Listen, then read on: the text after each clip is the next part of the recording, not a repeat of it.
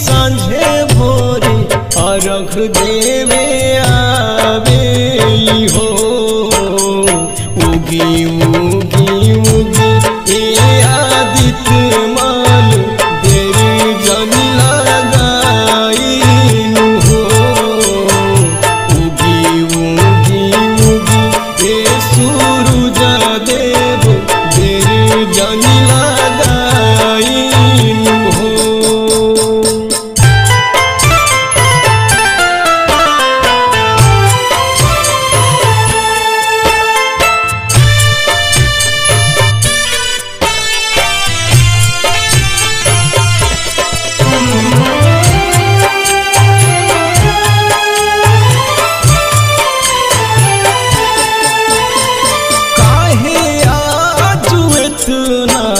लगौल बहानी देर जी अपना सबकवा कि सुन ली टुटेर जी। एक टके ताके सेवका रौरेनु ध्यान अब लगावेल हो। एक टके ताके सेवका रौरेनु ध्यान अब लगावेल हो।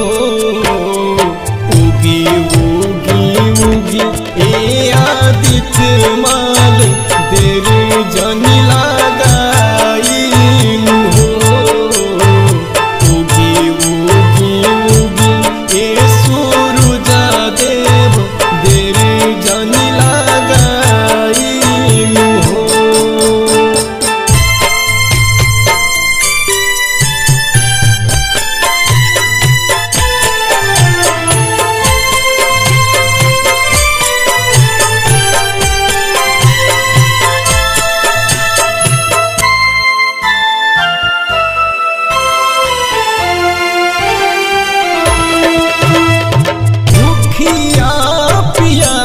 अब रहलो न जाला अन्न पान दिन अब मुहवा सुखाला।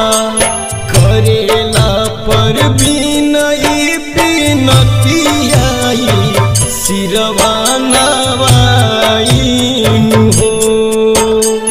करेला पवन बिनतियाई सिरवा नवाईनु हो। उगी उगी उगी ए आदित्य माल